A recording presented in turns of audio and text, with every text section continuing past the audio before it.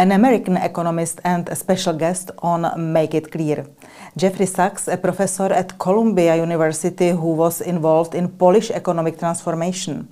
With a return to a market economy, he also advised the Slovenian and Estonian governments, and especially Russian presidents Mikhail Gorbachev and Boris Yeltsin.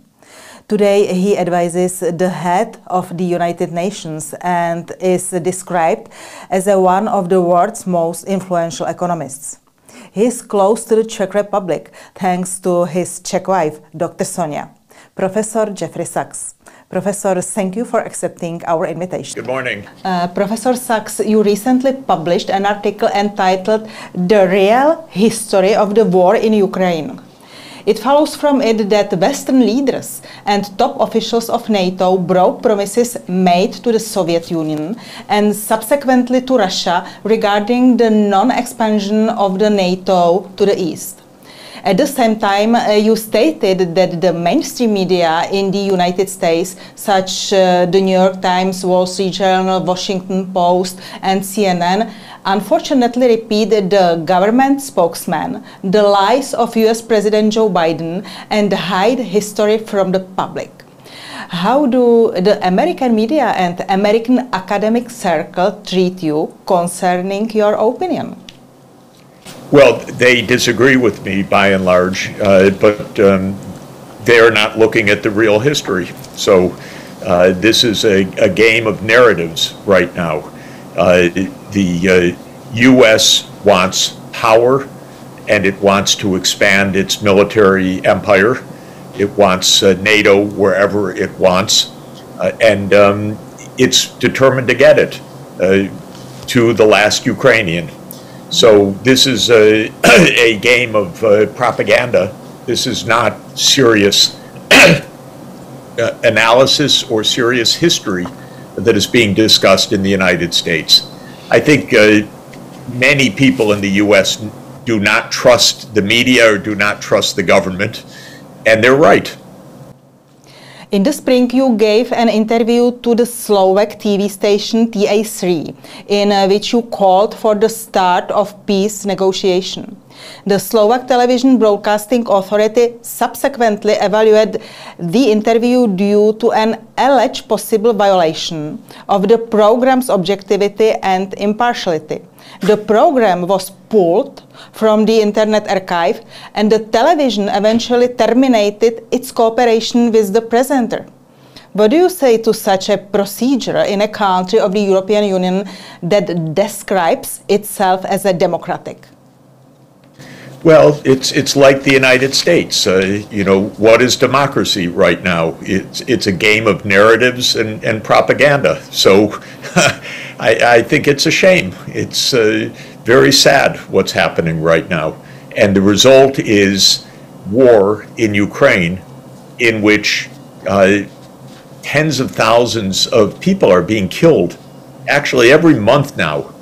And this is going on because the U.S. security state insists on it, and we know that just about every politician in Western Europe feels that you can't cross the United States because European security depends on it. There's been almost a complete elimination of the line between the European Union, which is a political and economic construction, and NATO. And it's not an accident that the headquarters of both NATO and the EU are in Brussels. I think it's a sad fact that Europe lost its way by confusing this military alliance, which is a US-led construction, with the political, cultural, social, and economic grouping of Europe, which is an aim to get the best of more than 2,000 years of culture in Europe. But now they're all confused.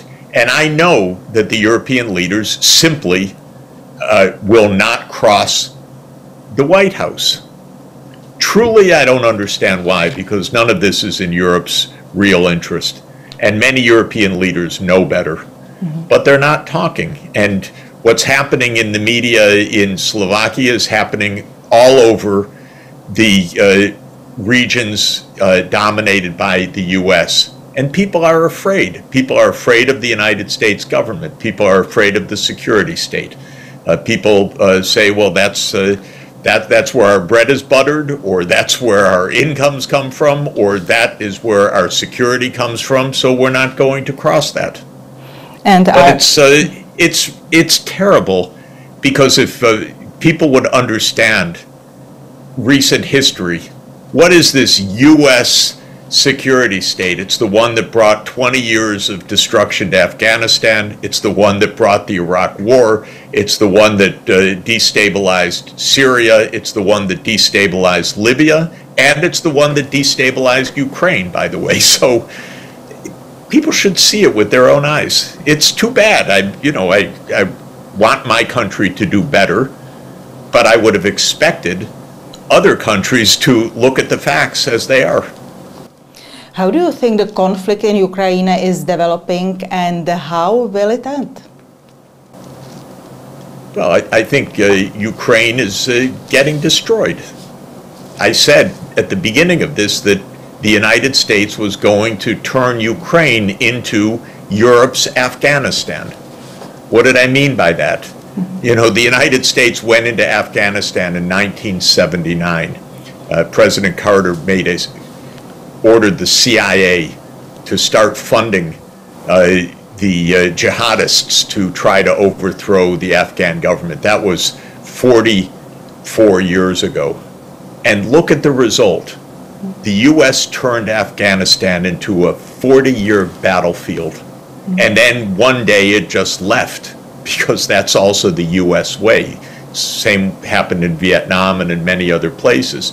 The whole thing with the U.S. is plenty of weapons, but as long as the U.S. isn't fighting there, they're content to keep sending weapons and keep having bloodshed. What's sad is that the Ukrainians are, for some reason, party to this. The Ukrainian leadership, we don't know what the Ukrainian people feel, because it's martial law, there's no elections, there's no asking. Now Zelensky said mobilization of every male in the society. Are they really going to just continue to throw away the lives of tens or hundreds of thousands of people for NATO enlargement? I don't know. The American think tank Rand Corporation released a report on the post-war reconstruction of Ukraine. The United States and several Western European companies want to participate very actively in the restoration of Ukraine. You worked in Ukraine in the 1990s. You were an advisor during several transformations in Eastern European economies. How do you think is it possible to prevent this recovery from ending with the sale of Ukrainian companies? No one is going to rescue Ukraine, believe me. There's going to be no Marshall Plan for Ukraine. There's going to be no hundreds of billions of dollars for Ukraine. This is all fantasy world, period. And my last question, Mr. Professor, what is your explanation for the fact overall the sanctions did not put the Russian economy on hold? The war and sanctions are growing by less than 2%. According to the World Bank, Russia's economy is now the strongest in Europe and the fifth largest in the world. How is it possible? Because most of the world does not agree with the U.S. and European Union. Shockingly, the Americans and the Europeans don't understand this, because our media don't tell the truth. But my job is to work all over the world, mainly in the developing countries, in Africa, in Latin America, in South Asia, in East Asia, in Central Asia. Nobody believes in the official story that this is unprovoked Russian aggression against Ukraine. Everybody knows this is about the U.S. and Russia, NATO enlargement, U.S. power. This is what people know. So governments around the world didn't stop doing business with Russia. That's it. If they had, the sanctions would have had a much bigger effect. But Russia's actively trading all over Asia, all over Latin America, all over Africa. And the sanctions regime is just the US, EU, UK, Japan, Korea, Singapore. That's it. And the rest of the world is doing its business. And our media can't understand this because their job is to report the US government narrative, which is that the whole world is united against Russia. Well, nonsense. This is exactly why these sanctions didn't work. By the way, the sanctions didn't work for a simple reason, which is not only does most of the world want to continue to have normal economic relations with Russia, but it's not so hard to have arrangements that don't involve U.S. banks. You just use other people's banks. That's the story. And so settling in rubles or settling in renminbi or settling in some other currency is not rocket science. It's just if you're not a friend of the United States, keep your money out of US dollars because they may take the money away. That's the lesson. And so Russia's now dealing in non-dollar transactions. And now, for last 3 years, you are being consulted because of the COVID, because of the Ukraine war, etc. But predominantly you are an economist, yes? So we would like to take advantage of your economist knowledge. And you quite often mention that there's the de-dollarization threat, that it's clear that the de-dollarization will happen. So the question is, especially in the terms of huge United States inner debt, what will be the causes of de-dollarization for the United States? And what are the causes of de-dollarization for the Western economics, which are closely joined, which really depend on the United States economy?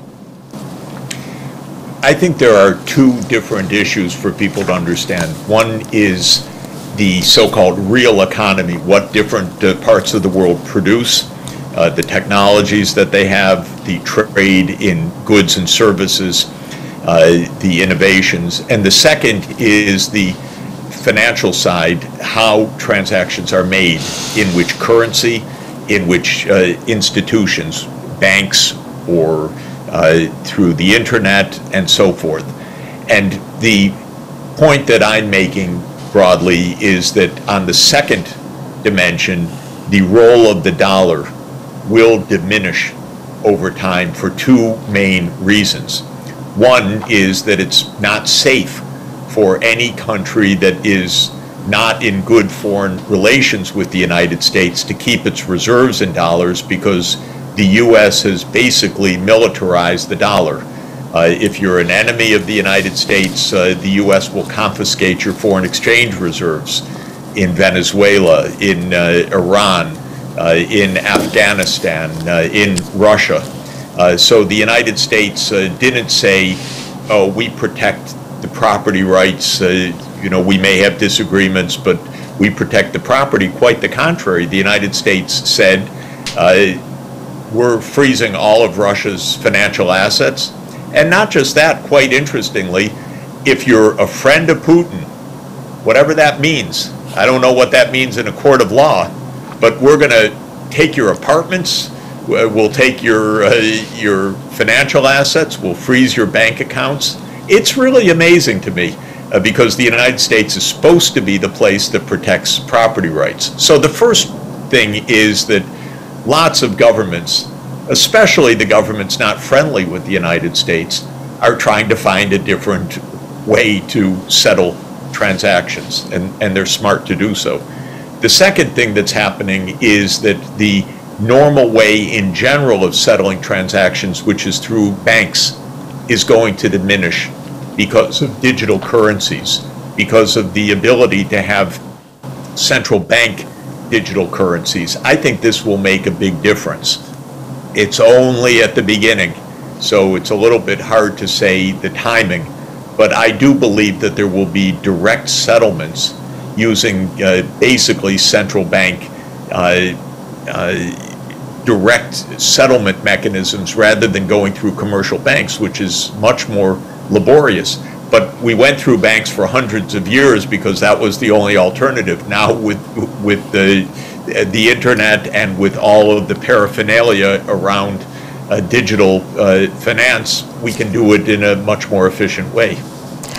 Well, if the demilitarization of dollar happened under different administrative, under different president, do you think that that dollarization can slow down, the dollar can remain the bad first-class currency for other tens or hundreds of years? Not for hundreds of years, certainly, but there is normally a very gradual change in settlements processes because of network externalities, so-called, which means people use dollars because other people use dollars. So the dollar has a certain staying power. The U.S. is wrecking it by its foreign policy right now. It's shocking to me how they're taking measures that are directly wounding the role of the dollar, because I wouldn't have done at all what the U.S. government has done in freezing assets, in seizing assets, and so forth. But still, the dollar remains because there's a lot of infrastructure. There is the big network. There is a lot of financial expertise. But the U.S. is also, over time, declining as a share of the world economy. The sterling, the pound sterling, was the dollar of the 19th century. It was unthinkable that there would be anything other than the pound sterling. Now, what's the pound sterling? It's a footnote in history. It's still used in Britain, but who cares? It plays basically no role in the international system. And someday that will be the situation with the U.S. dollar, because the U.S. is only 4% of the world population. So it can't really be the center of the world the way that American strategists want it to be and believe it to be. But the dollar could remain for quite a while, not on our current policy though. Well, let's discuss the BRIC, because BRIC, and it's nearly forgotten right now, was created as the toy, as the mental toy of Western academics. First of all, it used to be just an acronym in 2001.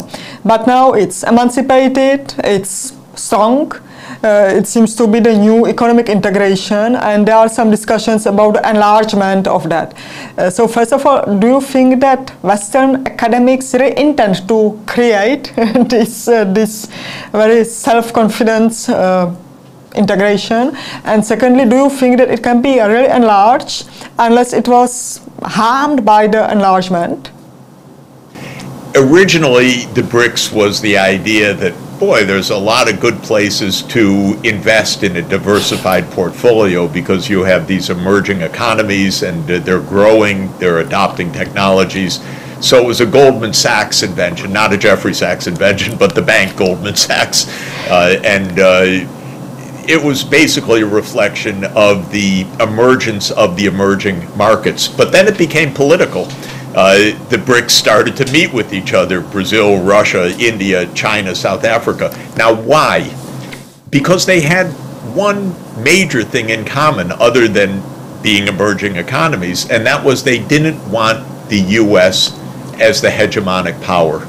It was really annoying for all of them to have the United States say, we're the world leader, we're the sole superpower, we're the indispensable country, we make the rules-based system. Which rules? Our rules. So that's what united the BRICS, was annoyance, actually, with the arrogance of U.S. liberal hegemonists or neocons. They made the BRICS. Actually, even it's interesting that Zbigniew Brzezinski, who was a very clever strategist for the U.S. power, wrote when he wrote The Global Chessboard in 1997, he said the one unthinkable thing is for the U.S. to push Russia and China together. But because of American arrogance, that's exactly what America did every day, step by step, for the next 25 years. And that's what made the BRICS. And I think that's what basically unites the BRICS. On the one side, they're united because, well, they're important economies, and the BRICS are now larger than the G7 in purchasing power measured terms. So that's a big deal. But I think the other thing is geopolitical, which is the BRICS really say, you know, we're big powers. We want a multipolar world. We don't want the U.S. surrounding us with military bases. That's the Russian view. That is the Chinese view. Brazil says, come on, don't interfere in South America the way you do, saying we're going to overthrow the Venezuelan government, which was another stupid U.S. idea of the last 10 years. And so Brazil, in a different way, because it's not a superpower like China or Russia, it's not a nuclear power, but it still says, give some space to our region. We don't want the U.S. dictating to us. China's quite interesting because China triangulates. I don't mean China, sorry, India. India is quite interesting because India really triangulates. They have their tensions, even border disputes, of course, with between India and China. And the United States says, okay, we'll be your partner. You just have to oppose China. But India is also, of course, a great civilization. It was colonized by Britain for centuries. And it's not about to say, yes, United States, you run the world. So India fits in this mold in a very interesting way as well, basically as the world's most populous country that wants to have its global say. So what the BRICS really represent is the call for multipolarity as opposed to a US-led world. Europe somehow just wanted to duck under the blanket, you know, and have the U.S. protection, which is very surprising to me because Europe has been very naive in recent years, especially regarding Ukraine. It's accepted huge economic costs without any strategic thinking because the U.S. said so, and we'll see how that evolves.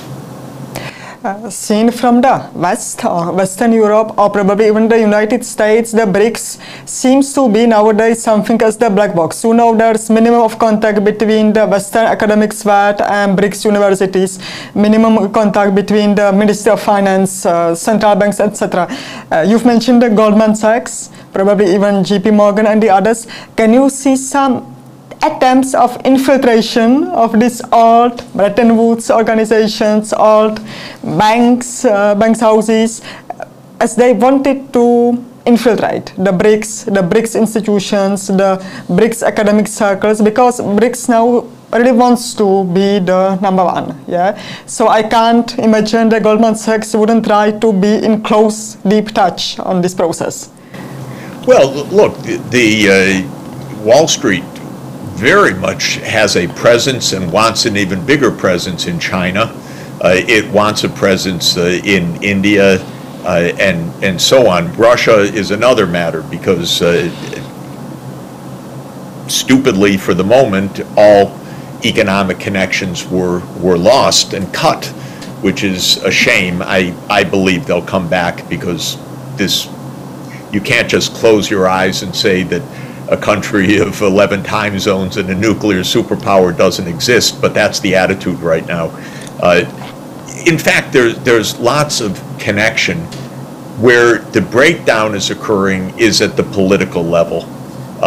The companies would like to have ongoing normal relations with China, but the United States is saying, no, we have to go into a containment mode. We're going to scrutinize your investments. If a U.S. company invests in China, it's considered unpatriotic or maybe threatening U.S. security. This is the change, really. And there's lots of interchange over the last 30 years between US and Chinese scholars and lots of Chinese students studying in the United States and Europe, but the US is cutting that too. All of this is bad for the US and Europe.